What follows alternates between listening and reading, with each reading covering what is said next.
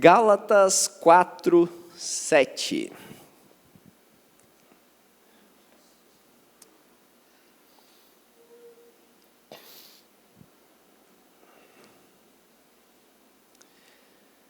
Assim, você não é mais escravos. Você não é mais escravo, mas filho. E por ser filho, Deus também o tornou herdeiro. Fechem os olhos comigo. Senhor Jesus, obrigado por esta noite. Obrigado, Senhor, pela Tua palavra.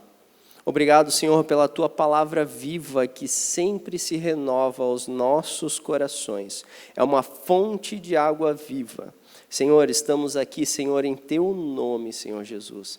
Diminua o meu nome e que o Teu nome, Jesus, engrandeça. Diminua o Anderson, Senhor, e que o Teu nome seja exaltado nessa noite. Papai, a noite é Tua, Senhor. Papai, nós entregamos essa noite nas Tuas mãos. Conduza, Senhor, não deixa sair nada da minha boca que não vier de Ti. E Pai, prepara o nosso coração, germine essa semente que o Senhor está derramando, Pai. No nome de Jesus, amém. Já não somos mais escravos, nós somos filhos.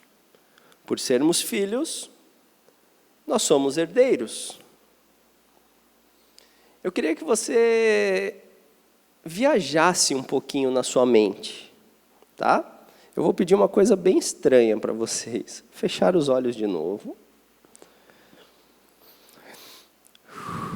Respira, se a mente está bagunçada do dia, desliga. Eu gostaria de perguntar para vocês, para você fazer uma reflexão na sua mente. Você está vivendo na plenitude a herança do Senhor? Você está vivendo na sua vida a plenitude do Senhor? Pense em todas as áreas da sua vida. Família, propósito, sonhos. A gente está vivendo a herança na nossa vida. Pode abrir os olhos. Essa palavra falou muito forte comigo e vem falando comigo há um bom tempo, na minha vida. Nós vamos dar o nome dessa palavra de somos chamados para reinar. Existe uma direção muito clara do Senhor para as nossas vidas.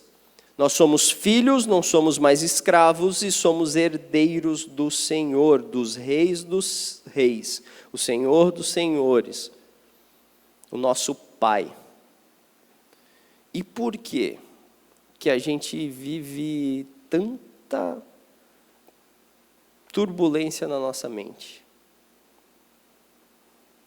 Sendo que Ele é o nosso fundamento, como a gente cantou, Jesus é o nome sobre todo o nome. Nós cremos, nós vivemos, mas às vezes a gente tem atitudes de escravos. Vou falar sobre a minha vida, onde Deus trabalhou isso na minha vida. Tenho 36 anos, eu sei que não parece. A minha esposa disse que não parece, então está tudo certo. 36 anos. Eu digo para vocês que deve fazer 1 ano e meio, 2, que Deus vem me libertando da escravidão. Eu me converti em 2019, 2018 para 2019. Foi minha conversão. E vivo o amor de Jesus desde então. Me libertou de várias situações. Mas eu era escravo da minha mente. Para vocês entenderem o contexto, Eu casei em abril desse ano. 2 meses antes do casamento, eu surtei.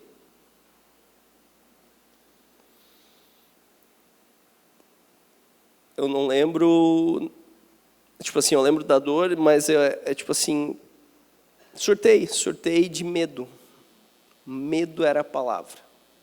Teve um dia que a gente conversando, eu treinando a Thaís na academia, daí ela disse assim, tu não tá legal, né? Eu disse assim, eu tô...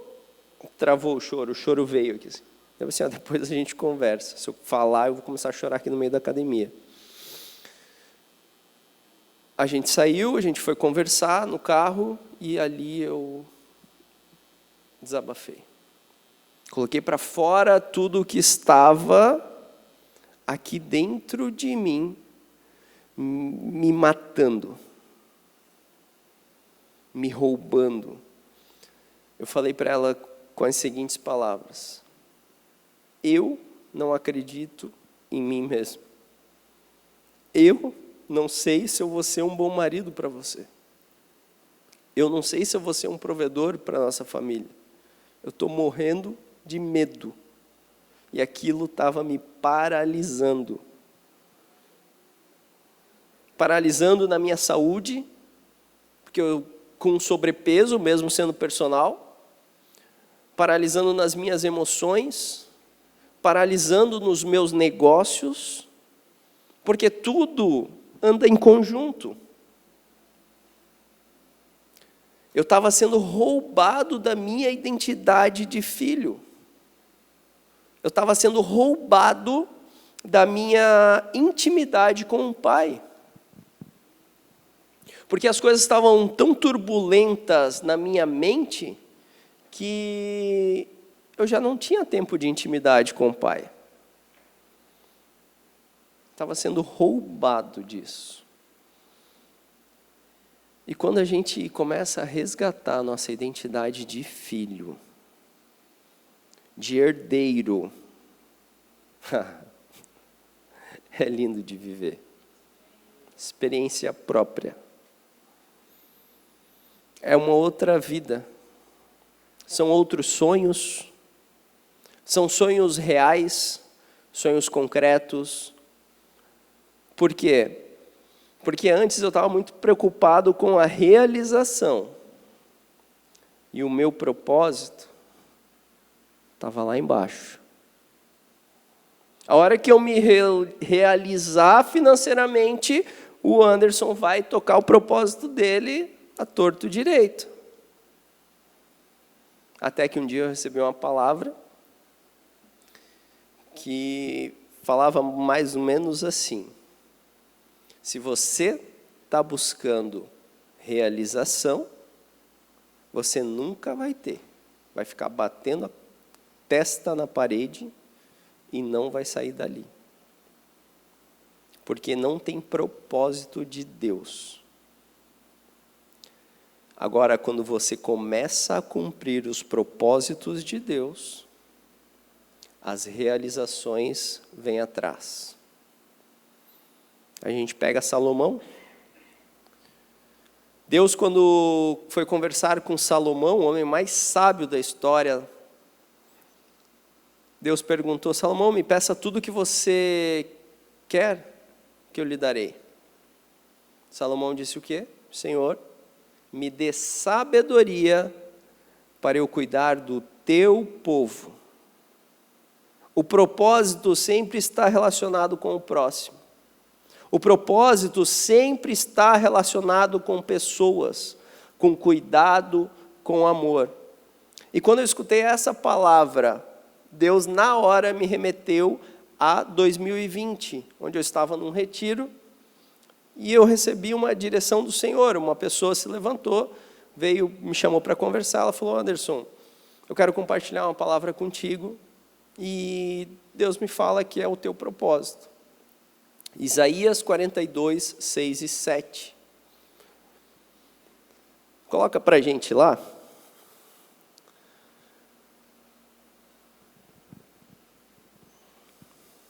Eu, o Senhor, o chamei para a justiça, segurarei firme a sua mão. Eu o guardarei e farei farei de você uma aliança para o povo e uma luz para os gentios, para abrir os olhos dos cegos, para libertar da prisão os cativos e para livrar do calabouço os que habitam na escuridão. Esse é o meu propósito. Estou falando meu. Deus falou comigo isso, me remeteu. E Deus falou comigo diretamente. Deus falou comigo quando eu recebi essa palavra, me remeteu a 2020.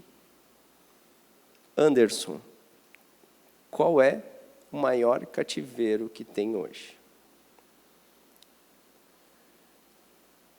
Falta de cuidado com a saúde? Sobrepeso, que gera depressão. Isso foi uma pancada no meu estômago. Por quê? Eu não estava cumprindo o meu propósito.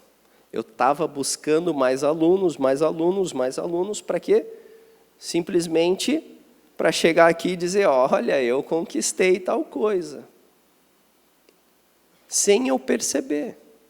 Mas o meu coração estava dessa forma.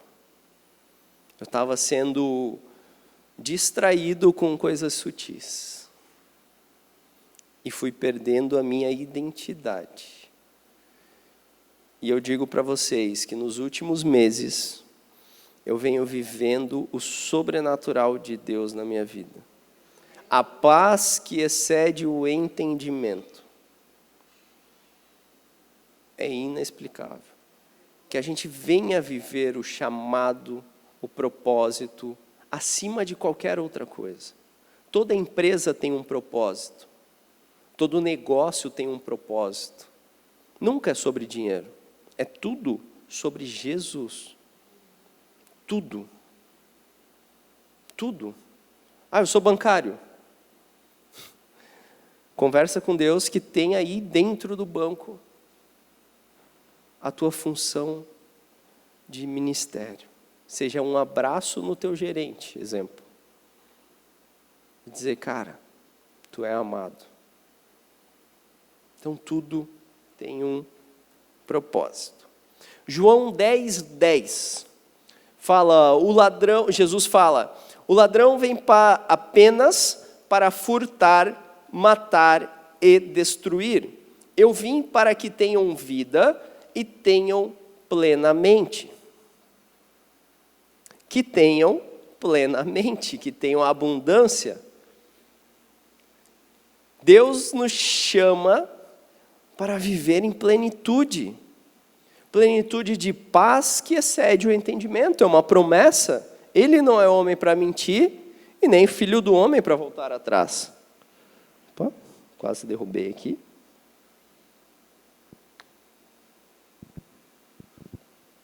Então nós temos uma direção. No meu caso, eu estava totalmente debilitado, porque eu fui me entregando às pequenas raposinhas. As pequenas raposinhas foram comendo a minha plantação, a minha mente.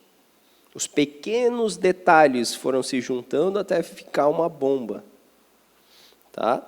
Então eu gostaria de compartilhar com vocês 3 pontos chaves que nos escravizam.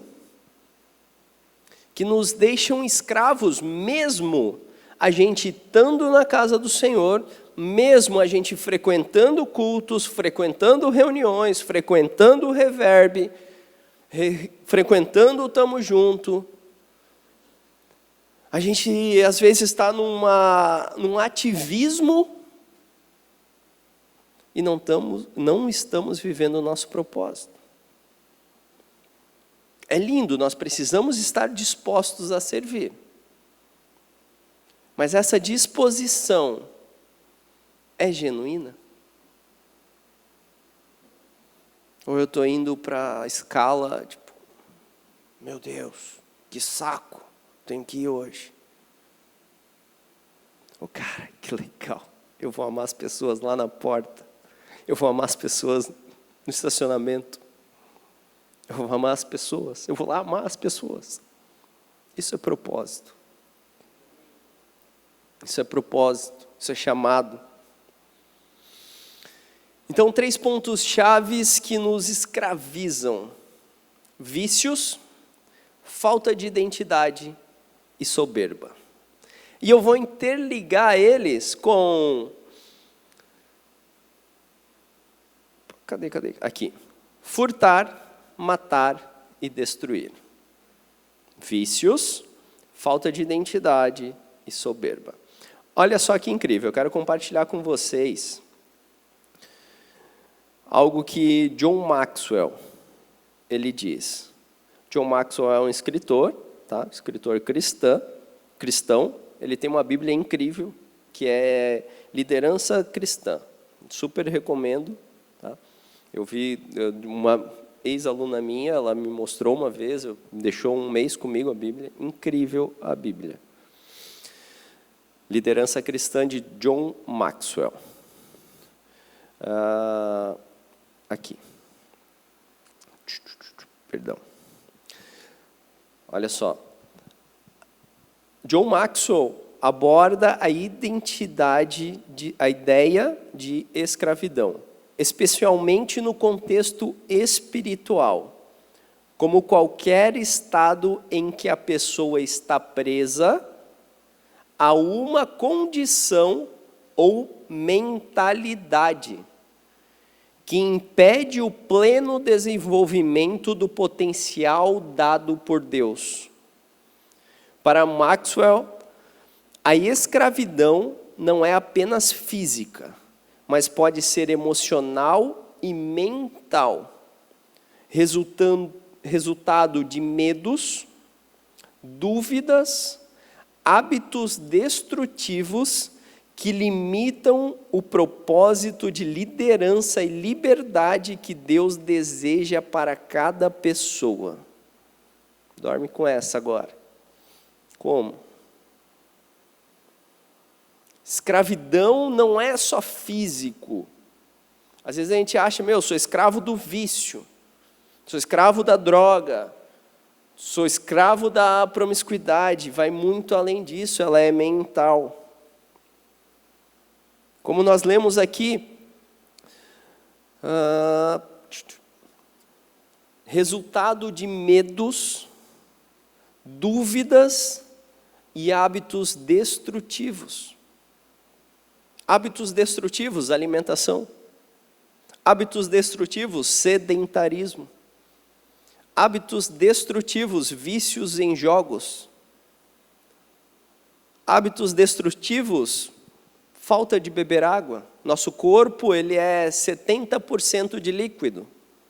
Se a gente não bebe água, nós não colocamos o combustível principal do nosso corpo para dentro.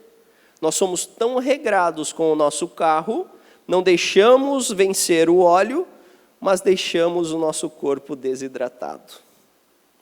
Vocês conseguem compreender a falta de amor por nós mesmos, às vezes? Hábitos destrutivos. Pensamentos de medo. Uma vez eu fui numa conferência que estava um pastor americano e ele foi logo recém assim de eu convertido, estava naquela empolgação, não entendia nada do que estava acontecendo, mas eu lembro ele gritando, literalmente, devia ter umas 5.000 pessoas, assim, ele gritando e o intérprete gritando junto com ele, bem assim: o medo é a fé de Satanás. O medo é a fé de Satanás. Porque o medo nos paralisa. O medo não deixa a gente evoluir. O medo vai tirar a nossa paz. O medo vai tirar a nossa intimidade. E o pior de tudo, o medo mata a nossa fé. Nesse meu processo, o pastor Carioca foi muito usado na minha vida. Foi um instrumento de Deus, de cura. Porque um dia ele me chamou para conversar, depois do nosso treino, e ele falou: cara, o que tu está passando nada mais é que falta de fé. Como não tenho fé, cara? Estou direto. Não, falta de fé. Você não acredita que Deus pode fazer algo sobrenatural com o que você tem na mão. Você não acredita que Deus pode fazer algo sobrenatural com o dom que Ele te deu. Tu está dizendo assim para Deus: não, Deus, o teu plano não é bom, então eu vou fazer com as minhas mãos. E daí tu vai se matar. Essa foi a direção dele para mim, com essas palavras. A mensagem dele, daquele jeito dele, brincalhão, ele assim: Anderson, eu senti no coração que amanhã eu quero esfregar tua cabeça na parede. Quero pegar e bater. E foi mais ou menos isso. Às vezes a gente precisa ser esfregado para a gente acordar. A gente precisa levar um choque para a gente acordar. E foi dali em diante que a minha vida começou a ser transformada. Vamos lá.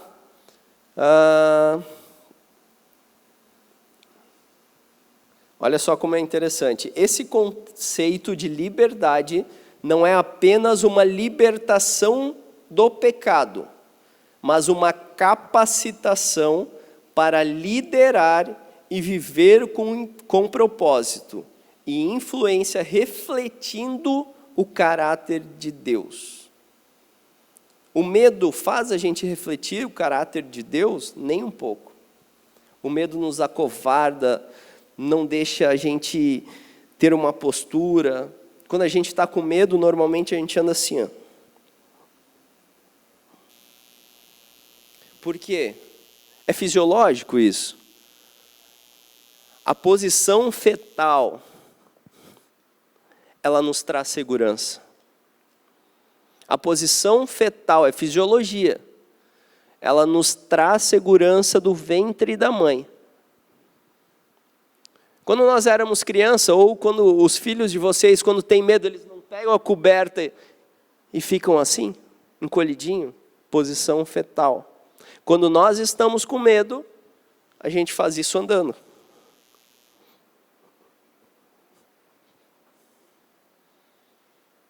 Começa a reparar na sua postura.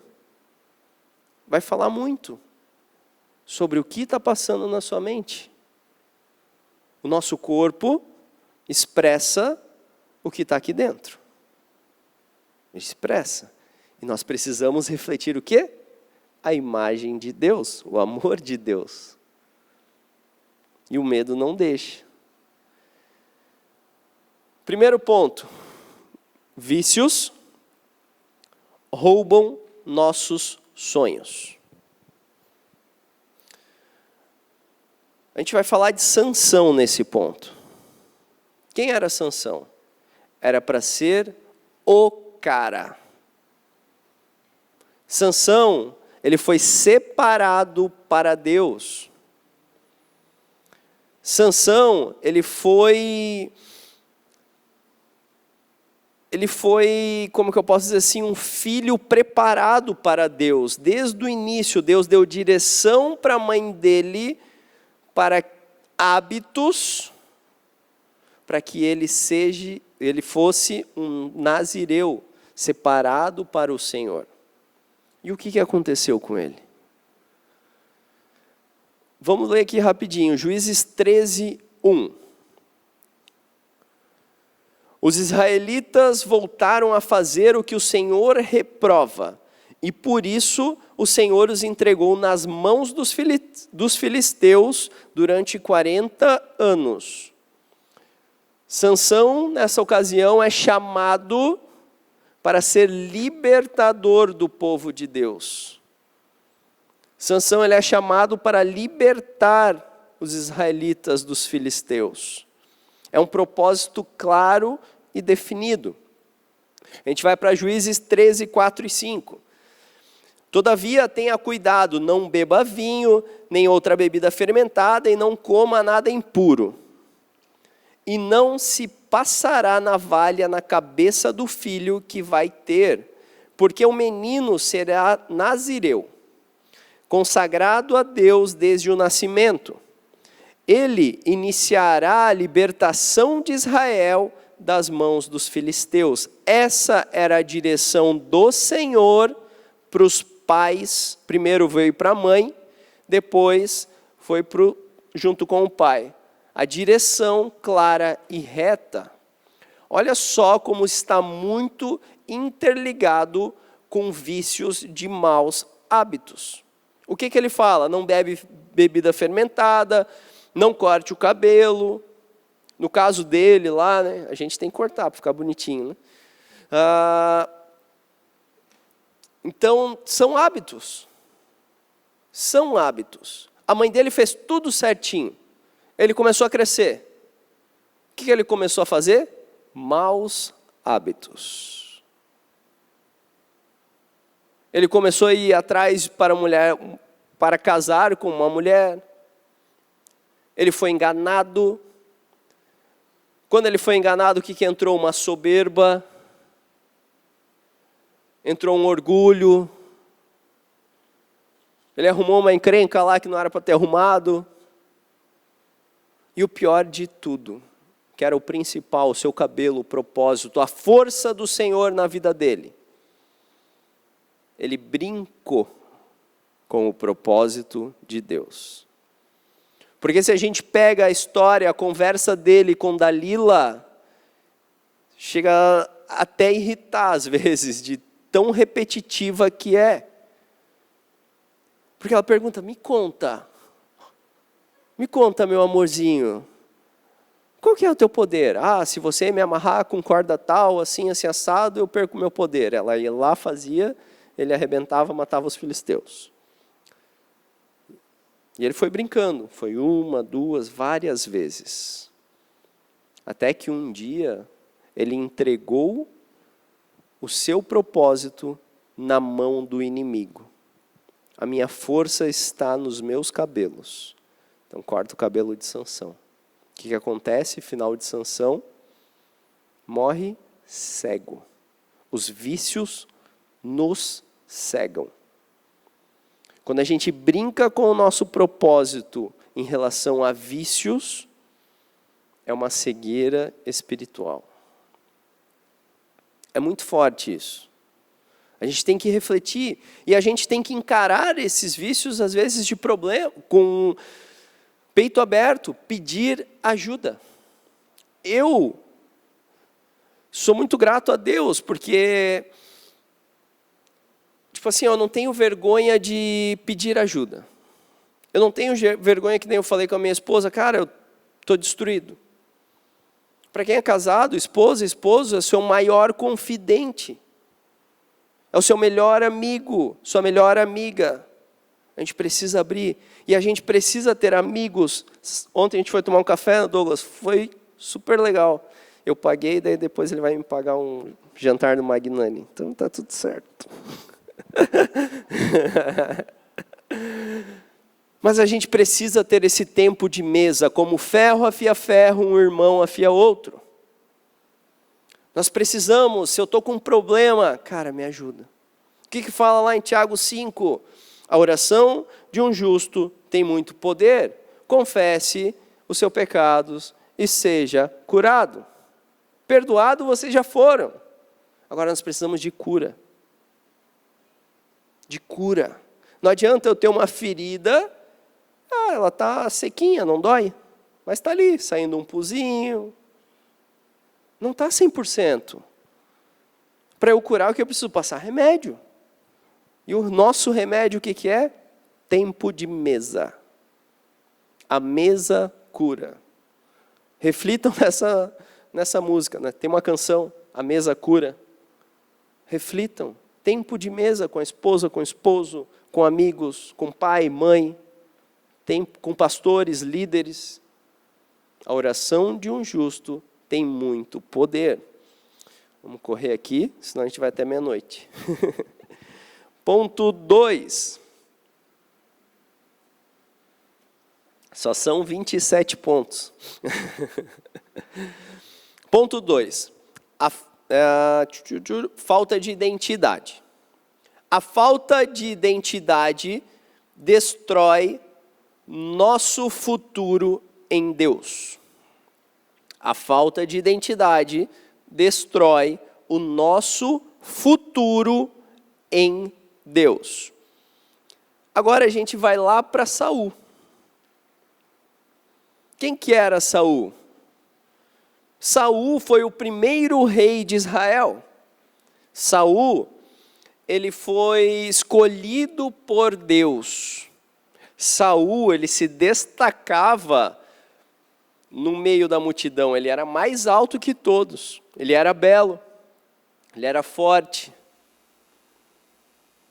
mas não tinha identidade. 1 Samuel 9, 15 e 16.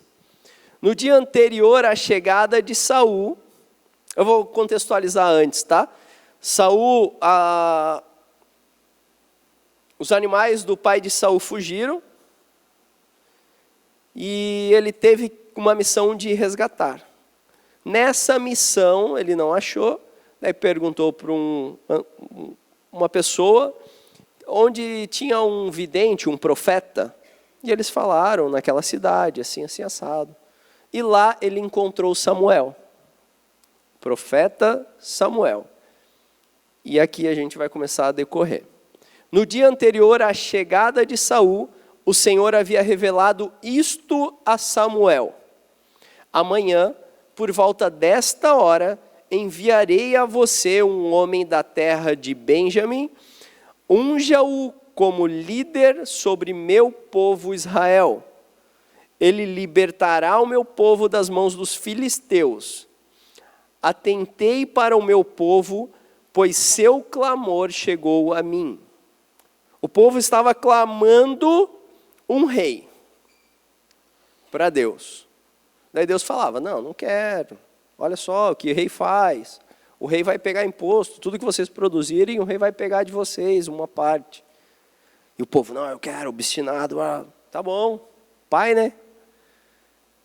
Pega um rei escolhido por Deus. Deus escolheu ele, Deus tinha um propósito na vida de Saul. A gente vai decorrer a história. Lá no versículo 19, respondeu Samuel, eu sou vidente, vá na minha frente para o altar, pois hoje você comerá comigo. Samuel falando para Saul, amanhã cedo eu lhe contarei tudo o que você quer saber e deixarei ir. Quanto às jumentas que você perdeu há 3 dias, não se preocupe com elas, já foram encontradas. E a quem pertencerá tudo o que é precioso em Israel, senão a você e à família de seu pai? Saul respondeu, a falta de identidade de Saul. Acaso não sou eu um benjamita, da menor das tribos de Israel, e não é o meu clã o mais insignificante de todos os clãs da tribo de Benjamim? Por que então estás me dizendo tudo isso? Quantas vezes a gente chega para Deus? Deus, não, eu não vou lá, né? Quem sou eu para dar um abraço naquela pessoa? Quem sou eu, Senhor, para dizer do teu nome para o fulano? Quem sou eu, Senhor, para sentar naquela mesa, naquele escalão, naquele patamar? Você é filho, você é filha de Deus, e é Ele quem vai te erguer. Satanás, ele vai matar a nossa identidade de filho. Quando ele mata a nossa identidade de filho, ele nos destrói. Quando ele mata a nossa identidade de filho, ele destrói todo o nosso futuro. Foi o que aconteceu com Saul. O que aconteceu com Saul? Ele foi destituído de rei. Deus ungiu Davi por erros de identidade. Porque quando o profeta deu uma direção para ele, depois disso, vou contextualizar, tá? Esse foi o primeiro encontro de Samuel com Saul. Depois, ele foi ungido a rei. Quando ele foi ungido, ele ficou escondido Cadê o Saul? Cadê o Saul? Ele escondido, com medo. Sendo que Deus queria ungir como rei. Quantas vezes a gente está escondido e Deus correndo atrás da gente? Vem cá, neguinho, que eu quero te ungir. E o Anderson aqui, ó, sai fora. Não quero, eu quero a minha casa em tal lugar, eu quero o meu carro tal, e eu quero isso. Daí Deus fala para mim, tu pode ter isso. Não é que tu não pode ter, mas eu quero que tu primeiro esteja aqui, ó, no meu propósito. E o que aconteceu com Saul? A soberba dele falou tão alto que em uma das guerras, Deus direcionou, entra naquela cidade e mata tudo. Não deixa nada, nem animal, nada, não pegue nada de lá. O que ele vai fazer?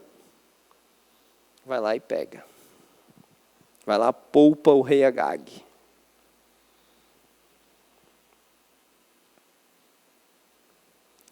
Por quê? Falta de identidade. Eu fico imaginando um exército gigantesco. Tu entra numa cidade para matar os teus inimigos, matou tudo. Blum, os inimigos. Agora tu vê aquele monte de ouro, aquele monte de animal. E daí os soldados, Saul, vamos levar, Saul, é para Deus? É para Deus, vamos levar, Saul. Saul, vamos levar. Saul, eu fico conjecturando, Saul, ele bem assim, não posso perder os meus soldados. O que eu faço? Eu não posso perder a amizade deles. Eu não posso perder a confiança deles. Saul esteve mais preocupado com as pessoas, com o reflexo dele para as pessoas, do que com o reflexo dele para Deus. E é aí que a gente perde a identidade. Quando a gente fica preocupado com o que os outros estão pensando, com o que os outros estão falando, o que importa para mim é o que Deus está falando de mim. A gente tem que firmar isso no coração, porque senão nós destruímos o futuro. Saul tinha um futuro lindo. Ele foi escolhido por Deus. Não teve esse futuro. Teve um futuro trágico. Viu o filho morrer na frente dele. E depois ele se matou. Então, vamos cuidar com essa falta de identidade. Se não estiver legal, senta com alguém. Se não estiver bem, chama alguém para conversar. Nós precisamos nos ajudar. Vamos lá. Deus valoriza o coração e a intenção em seguir os seus mandamentos acima de atos extremos. A gente vai falar sobre soberba, né?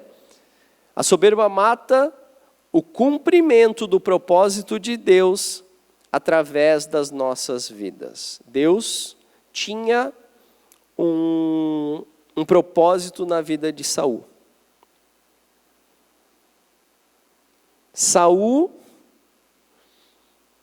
ele estava com uma soberba gigantesca, porque ele já tinha ganhado muita coisa. Ele já era um rei forte agora. Ele já estava sendo o cara. O que acontece?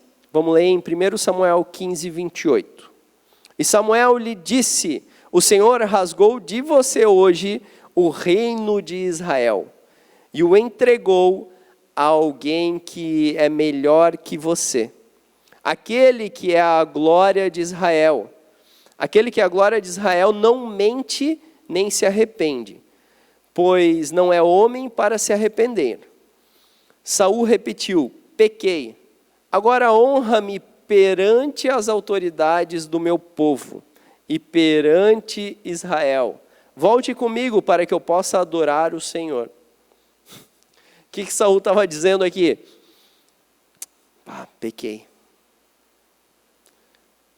Pequei. Pô, caí em pornografia. Vou dar um exemplo de uma coisa que era um tendão de Aquiles na minha vida. Para a honra e glória do Senhor, estou liberto. Curado. Mas quantas vezes eu tive que sentar com pastores, dizer, cara, caí de novo. Caí de novo. Não foi uma, não foi 10, não foram 20. Caí de novo. E sempre vinha uma direção. Sempre vinha, cara, isso, aquilo outro. Até que fui liberto. Estou liberto. Tá? Então, o que eu quero dizer? Não é porque eu fui liberto, que eu sou liberto, que agora eu posso dizer, eu sou o cara. Eu vou fazer tudo. Porque eu vou pegar o cara que caiu em pornografia e vou dar uma lição de moral nele. Porque eu estou curado. Isso é soberba.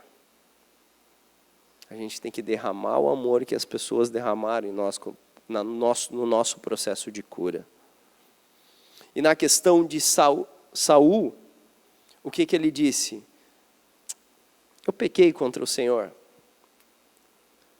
Mas isso não importa tanto. Porque o Senhor vai me perdoar. Eu pequei com o Senhor, então está tudo certo. Mas me honra. E honra um pornógrafo, ex-pornógrafo, na época, me honra na frente de todo mundo, não deixa isso aparecer. É a mesma coisa. A mesma coisa que Saul pediu para Samuel. Para que ele escondesse o problema, para que o povo não julgasse a imagem de Saul. Saul estava mais preocupado com a sua imagem perante ao povo do que com a sua imagem perante a Deus. Isso vem através da soberba, do orgulho. A palavra diz que Deus rejeita os soberbos. É muito forte. Nós precisamos refletir na nossa vida nesses 3 pontos. Porque nós somos filhos. E nós somos herdeiros de Deus. Nós somos... Não é bem a palavra, tá? Mas nós temos um poder, cara, tão grande dentro de nós, que a gente deixa a criptonita nos roubar. Vou fazer uma analogia aqui. Criptonita, Superman, era o todo-poderoso Superman. E tinha uma criptonita, que era uma pedra que chegava perto dele e roubava todas as energias dele, toda a força. O que está nos roubando hoje? O que está roubando as nossas forças de filho? Porque nós somos Superman, Supergirl, nós somos filhos de Deus, o Rei dos Reis, o Senhor dos Senhores. Nós somos. E a gente tem que falar todo dia, quem sou eu? Quem sou eu? Sou filho de Deus, sai fora, pensamento. Pá! Quem sou eu para falar isso? Sou filho de Deus, sai fora, pensamento. A gente tem que bater nesses pensamentos ruins, tem que mandar embora, repreender no nome de Jesus, sai fora. Sai fora da minha mente. Eu sou filho de Deus e eu tenho um propósito. Na pandemia, a minha mãe, a gente fazia vigília na pandemia, lá em Joinville. Daí era 20 pessoas, 30 pessoas reunidas. A minha mãe falava assim, Anderson, meu Deus do céu, olha só, tu vai pegar esse negócio. Mãe, eu brincava com ela assim, eu sei do meu propósito aqui, eu estou aqui na terra para arrancar a cabeça de demônio. E nunca peguei nada. Naquele momento lá, 2020, cara, era recém-convertido, tava aquele amor para Jesus. E talvez se fosse agora, 8 meses atrás, com a minha identidade abalada, talvez eu me entregasse por medo. Talvez eu me afundasse numa cama por medo. As pessoas próximas de mim que mais sofreram com o Covid foram as pessoas que tiveram mais medo de pegar. Isso está muito relacionado ao nosso lado espiritual. Jó, ele fala o quê? Ele fala assim, ó, aquilo que eu mais temia me sobreveio. Aquilo que a gente mais teme sobreveio, porque a gente alimenta aquilo. A gente vai caminhar para aquilo. Então nós precisamos ter objetivos bem definidos, propósitos bem definidos. Eu falo isso para os meus alunos de personal. Porque se você não tem um caminho, qualquer caminho é caminho. Se você não tem uma direção clara e reta do seu propósito, do seu chamado, qualquer distração é caminho. Nesse meu processo, eu me distraí com day trade, com pornografia, perdi muito dinheiro. Distraído. Correndo atrás do vento, nem de Salomão.